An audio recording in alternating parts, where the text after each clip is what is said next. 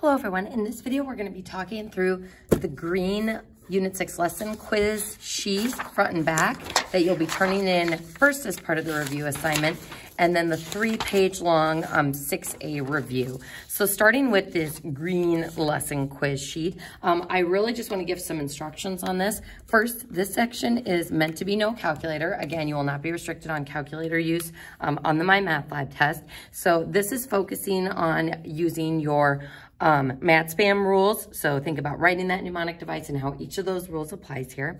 And lesson B quiz, again, no calculator. So think about what growth and decay functions look like and how we want to get each of those exponents or powers to be equal to those easy values of -1, 0, and 1. On the back, you can go ahead and skip problems A and problems B. And on this logistic function, you are looking for the maximum population. And when does the population reach 15,000? So be very careful with entering this in on your calculator and make sure you trap that bottom part in parentheses. You can use your calculator on that problem, obviously, for finding that gross intersection point. So calculator allowed on this part. Calculator allowed on the bottom part as well. And remember, folks, these graphing ones, the exponential and the natural log, you are only going to have one reference point, so you have to think about whether E is a growth or decay function and then applying the transformations, and would natural log have an inverse that's growth or decay and then applying those transformations. So you're always kind of defaulting back to what the exponential function looks like, whether to help you graph the logarithmic inverse or just the straight up exponential.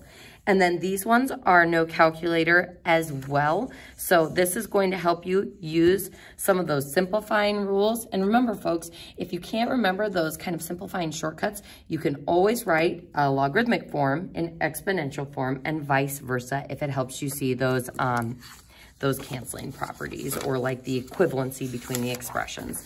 So that concludes the green sheet. So now moving on to the actual review assignment. So first, folks, on this, I want you to note that this is the non-calculator part. Again, you'll be able to use your calculator on the whole test. It's just for calculus, these would be the parts that we would expect you to be able to do without your calculator.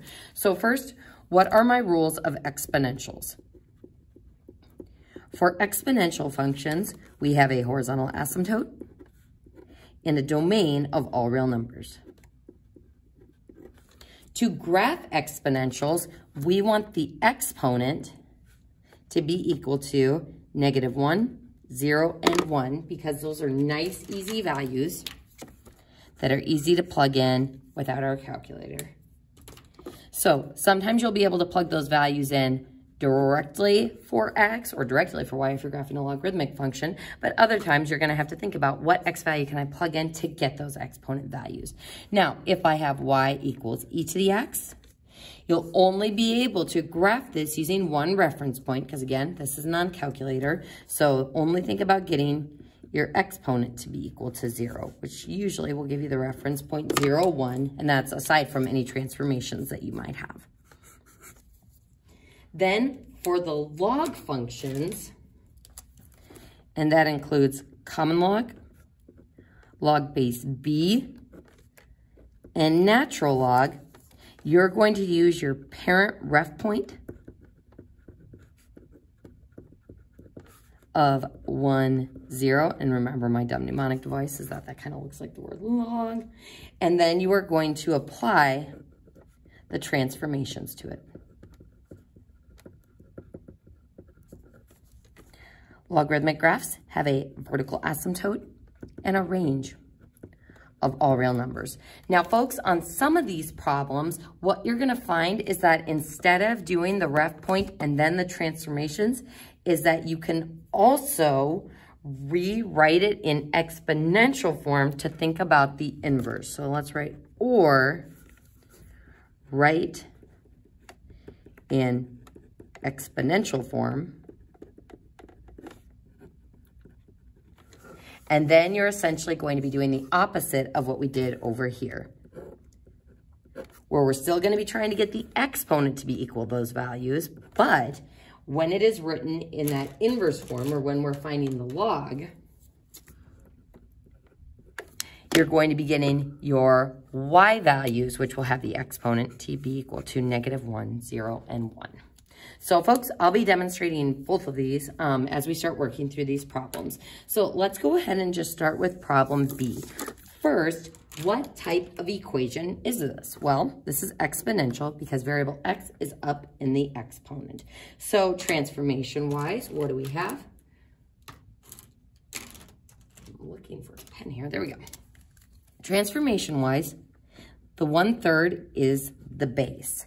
And because it's 1/3 and is between 0 and 1, this lets me know that this is a decay function. So our base is less than 1, but greater than 0.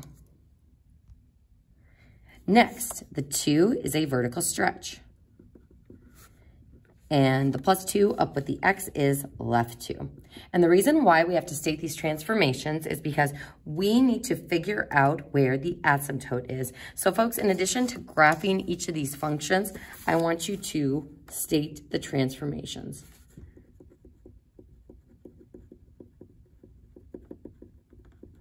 And make sure you are doing exact points plus the asymptotes. All right, folks, so now, since this is an exponential function, we're gonna wanna get our exponent to be equal to -1, 0, and 1.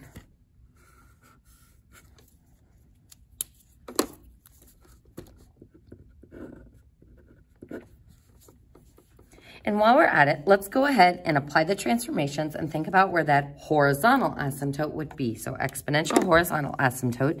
So it starts at 0. If I vertically stretch it, nothing. The base, nothing. Left 2, also nothing. So that means our horizontal asymptote is going through 0. So now we are going to be plugging in values for x to give me the exponent values of -1, 0, and 1. So what can I plug in for x to get my exponent to be equal to -1, -3? What can I plug in for my exponent to give me, or what can I plug in for x to give me the exponent value of 0, -2, and then -1. So now, following PEMDAS, we can evaluate these inputs to give me my outputs. So -3 plus 2 is -1. 1/3 to the -1, exponent first, then multiplying would be 3, and 3 times 2 is 6. Then -2 plus 2 is 0. 1/3 to the 0 is 1. 1 times 2 is 2. And then -1 plus 2 is 1. 1/3 to the first is 1/3. Times 2 is 2/3. So plotting those points backwards 3, 1, 2, 3, up 1, 2, 3, 4, 5. Whoop, a bit off the graph at 6. -2 up 2. And then -1 up 2/3.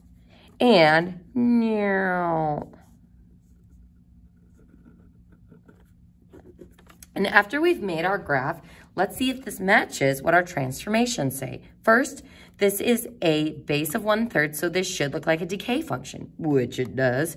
Does it look like it has been moved left 2 and vertically stretched? Yes, it does. So that is our exponential function. The domain, always all real numbers for an exponential. And the range starts at our asymptote at 0 and is covered going up to infinity. So that is a regular old exponential. Let's go ahead and move to a base E problem next.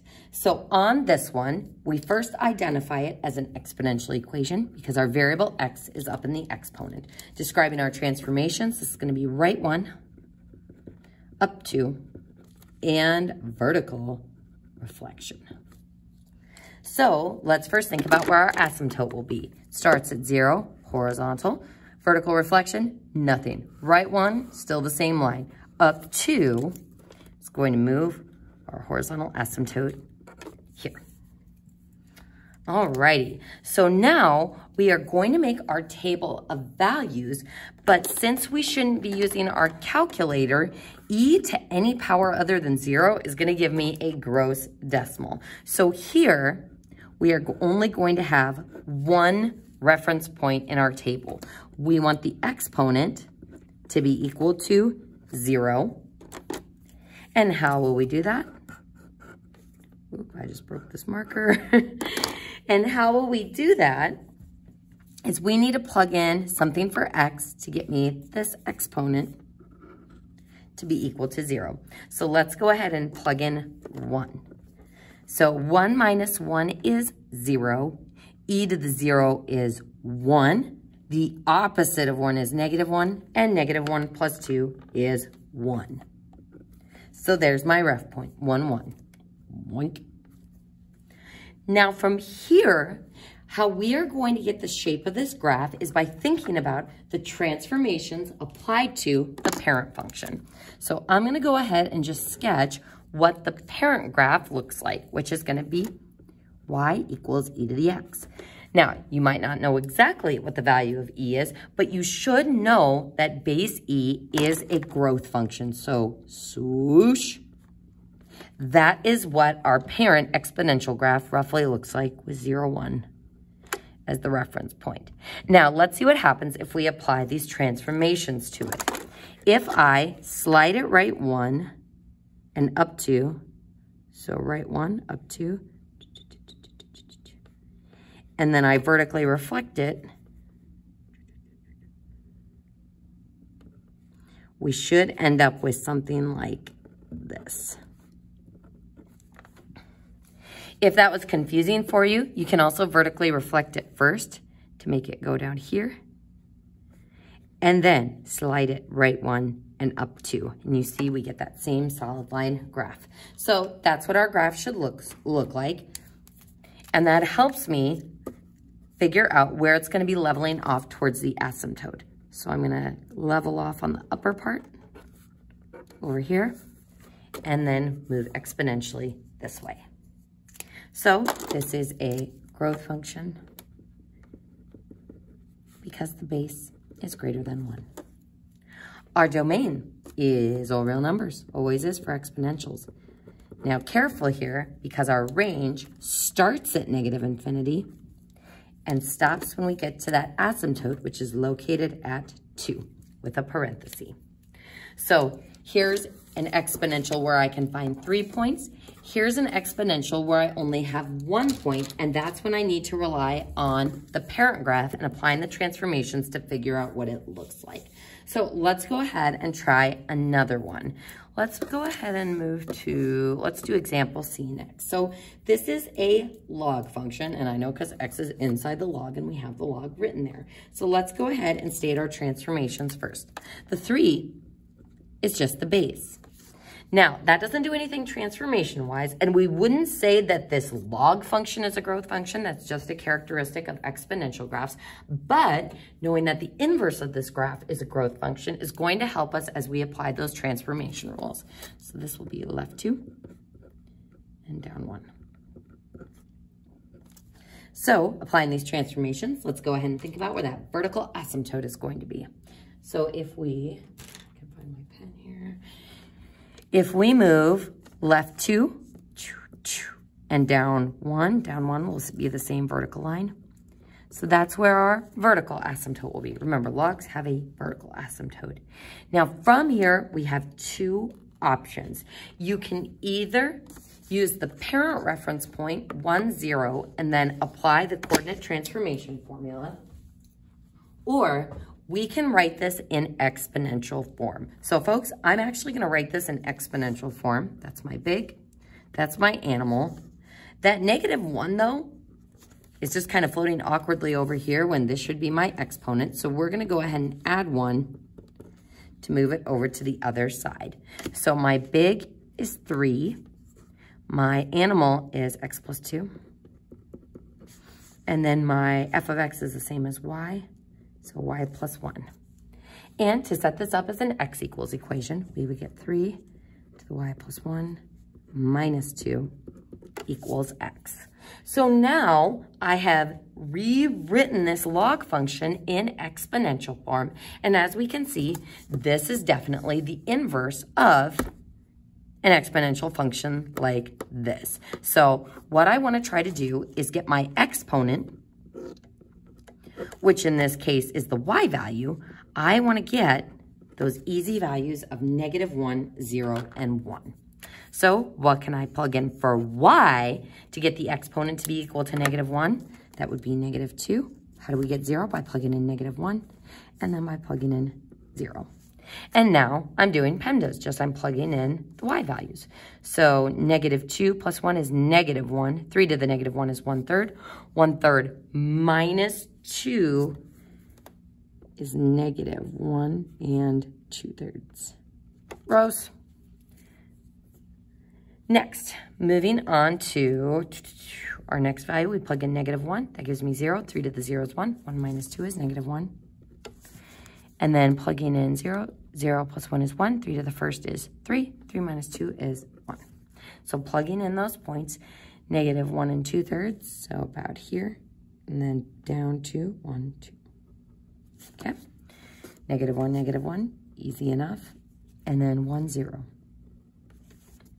And this is important because it shows me that my logarithmic function is leveling off on the lower end towards the asymptote and then swooshing outward. Now, one thing that I want to draw to your attention is that this way is easier in that it gives us 3 points instead of just applying our transformation rules to the one reference point. If you only do the one reference point, then you have to think about the inverse exponential, which would be base 3, so a growth function. You would have to reflect that to give you what the parent log function looks like, which would look like this. And then I'd have to apply those transformation rules by moving it left 2 and down 1. So left 2, down 1, I don't know, something like this. And we can see that that shows me that it levels off lower. So this is still a good way of checking yourself, and this is how you will graph the natural log function because you'll only be able to get that one reference point. But I do think that rewriting it in exponential form is a little bit easier. So actually, folks, if you want to see the coordinate transformation formula in action, you can go ahead and refer back to your note packet on how that works on those problems. But I do recommend this way. So let's go ahead and skedaddle on down to our next section. Remember that this is still non-calculator, so you are going to be rewriting these in either exponential or logarithmic form. So this is in logarithmic form, write in exponential. This is in exponential, write it in logarithmic. Then on part 3, you are evaluating the logarithms. So remember, anytime you have one log, you evaluate it by putting it in exponential form. And remember, folks, the answer part of your log always needs to be greater than 0. So, as I'm looking at these log answer parts,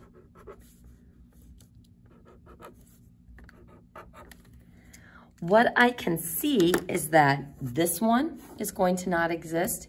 Same with this one. So we should already be able to tell that these ones won't exist, but I want to show you what happens when we write these in exponential form. So this would be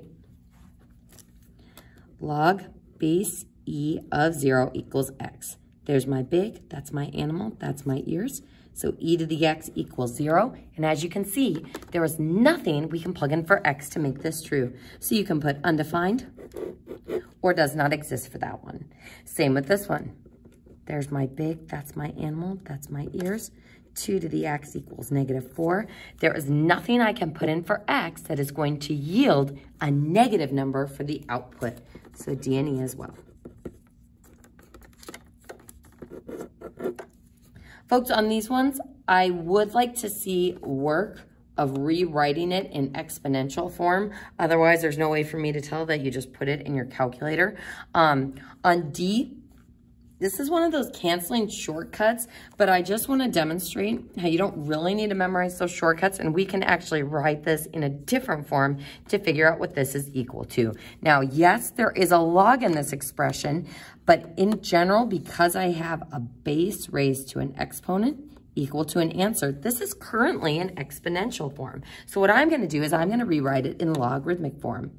Log base B, animal is x, ears is natural log of 8. And as you can see, log base e is the same as natural log of x.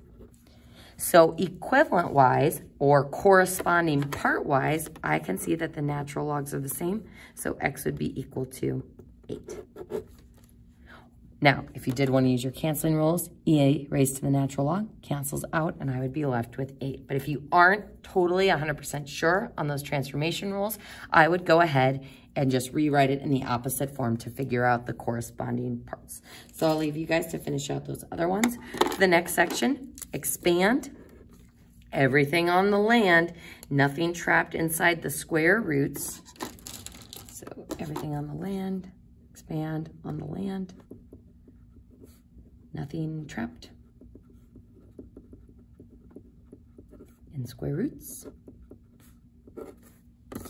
And then on the next page, we are condensing. So remember what your condensing rules are. You want to get it down to 1 log, or a single log expression. You can't condense with coefficients.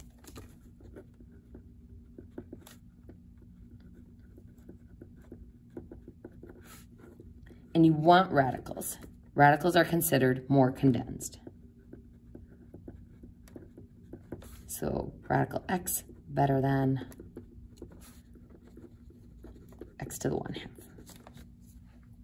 Now in the next section, calculator is allowed. These problems are all related to the solving powerlifting part of your practice set.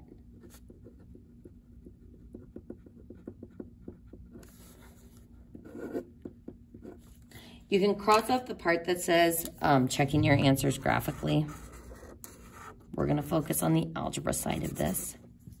Make sure you check for extraneous solutions when you are dealing with logs or natural logs. So logs and natural log, answer part of the log needs to be greater than 0. For exponentials, you want to try to get the same bases. And remember, no extraneous solutions for exponentials. You can plug back in to check for accuracy, but there's not going to be any extraneous solutions that you have to check for. This is a great section. Folks, be very careful about condensing with the negatives.